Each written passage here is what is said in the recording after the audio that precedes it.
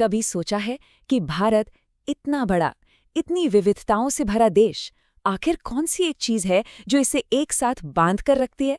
कमाल की बात है कि इसका जवाब किसी मोटी कानून के किताब में नहीं, बल्कि सिर्फ एक वाक्य में छुपा है। तो चलिए आज इसी एक वाक्य में समाये पूरे देश के वादे को समझते हैं। ये देखिए, ये है वो वाक्य, पर ये सिर्फ शब्द नहीं है, ये एक वादा है। इसे भारत के संविधान की आत्मा भी कहा जाता है। इसके हर एक शब्द में ना एक बहुत गहरी शक्ति छिपी है। अब इसे पूरी तरह से महसूस करने के लिए आइए इसे टुकड़ों में तोड़कर देखते हैं कि इसका मतलब क्या है। तो सबसे बड़ा सवाल यही उठता है ना, कि ये शब्द जो हम अक्सर पढ़ते या सुनते हैं, उनका असल में मतलब क्या है? आज की ये पूरी बातचीत इसी सवाल का जवाब ढूंढने और इस बुनियादी दस्तावेज के पीछे छिपे अर्थ को परत दर परत खोलने का एक सफर है। चलिए अब सीधे उद्देशिका के दिल में उतरते हैं, जहां इसकी शुरुआत ही सबसे मजबूत और बुनियादी शब्दों से होती है। यही वो शब्द हैं जो हमारे पूरे संविधान की नींव हैं। देखिए, ये सिर्फ शुरुआती शब्द नहीं है, ये अपने आप में एक ऐलान है। ये शब्द बिल्कुल साफ कर देते हैं कि संविधान किसी राजा या किसी बाहरी ताकत का दिया हुआ कोई तोहफा नहीं है। इसे भारत के लोगों ने खुद बनाया है, खुद ही अपनाया है और खुद को ही सौंपा है। यानी सारी की सारी शक्ति का जो अंतिम स्रोत है, वो भारत की जनता है। अच्छा, तो जब ये तय हो गया कि शक्ति जनता के पास है, तो अगला सवाल ये उठता है कि भारत किस तरह का देश होगा, हमारा देश कैसा होगा? उद्देशिका इसका जवाब भी बहुत साफ साफ देती है, हमारे देश के पूरे चरित्र को बस कुछ शब्दों में परिभाषित कर देती है। ये हैं वो 5 शब्द। ये भारत की पहचान के 5 स्तंभ हैं। और ये सिर्फ शब्द नहीं है, ये वो आदर्श हैं, वो सिद्धांत हैं जिन पर हमारा देश खड़ा है। आइए एक एक करके इनकी गहराइयों में उतरते हैं और समझते हैं। पहला स्तंभ है संप्रभु। इसका सीधा सा मतलब है कि भारत अपने फैसले खुद लेता है, चाहे वो देश के अंदर के मामले हों या दूसरे देशों के साथ संबंध। हम पर किसी बाहरी ताकत का कोई दबाव नहीं है। हम अपने फैसले लेने के लिए पूरी तरह से आज़ाद हैं। इसके बाद आता है समाजवादी। देखिए, भारत में समाजवाद का मतलब है कि सरकार की जिम्मेदारी है कि वो सबकी भलाई के लिए काम करे।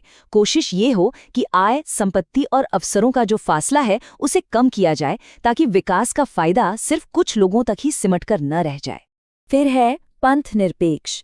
इसका मतलब ये नहीं है कि राज्य का कोई धर्म नहीं है, बल्कि इसका मतलब ये है कि राज्य की नज़र में सभी धर्म बराबर हैं।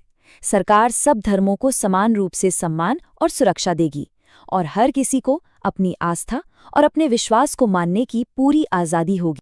चौथा सिद्धांत है लोकतांत्रिक। लोकतंत्र यानी लोगों का राज, मतलब सर्वोच्च शक्ति आम नागरिकों के हाथ में है।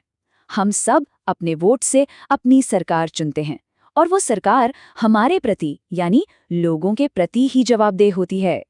और पांचवा है गणराज्य। इसे ऐसे समझिए, जैसे ब्रिटेन में राजा या रानी जन से ही शासन करते हैं, है ना? लेकिन भारत में ऐसा नहीं है। हमारे देश के जो प्रमुख हैं यानी राष्ट्रपति, वो चुनाव से चुने जाते हैं।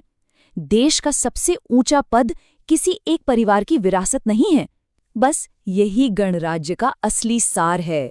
तो भारत कैसा देश है, ये जानने के बाद अब उद्देशिका हमें ये बताती है कि ये देश अपने नागरिकों को देना क्या चाहता है।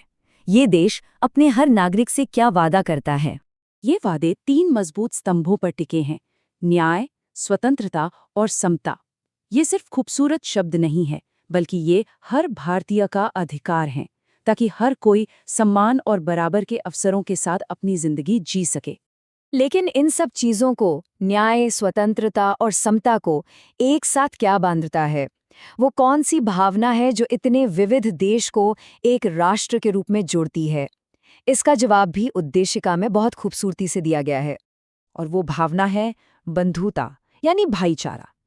यहाँ ये समझना बहुत जरूरी है कि एक व्यक्ति का सम्मान और देश की एकता, ये दोनों आपस में जुड़े हुए हैं।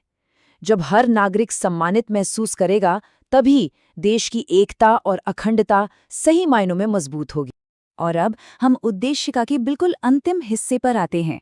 ये वो हिस्सा है जो उस ऐतिहासिक पल को दर्ज करता है जब इस महान दस्तावेज को अपनाया गया था। और देखिए, आखिर में उद्देशिका एक बार फिर हमें याद दिलाती है कि इस संविधान का स्रोत कौन है। हम, भारत के लोग। हमने ही इसे अपनाया, इसे कानून बनाया और इसे खुद को ही समर्पित किया। ये लोगों की अपनी इच्छा का सबसे बड़ा प्रतीक है। 26 नवंबर 1949 ये सिर्फ एक तारीख नहीं है, ये वो दिन है जब भारत ने अपनी किस्मत अपने हाथों में ली। ये हमारे गणतंत्र राष्ट्र के जन्म का वो पल है जो इतिहास में हमेशा के लिए दर्ज हो गया। तो इस पूरी बातचीत के बाद सवाल ये उठता है कि आज के दौर में हमारे लिए इस उद्देशिका का क्या महत्व है। ये सिर्फ इतिहास का एक पन्ना नहीं है, ये एक जीता जागता वादा है, एक ध्रुव तारे की तरह है जो हमें रास्ता दिखाता है। और इस वादे को जिंदा रखना हम सभी की जिम्मेदारी है। सवाल बस ये है कि इस वादे को कैसे पूरा किया जाए।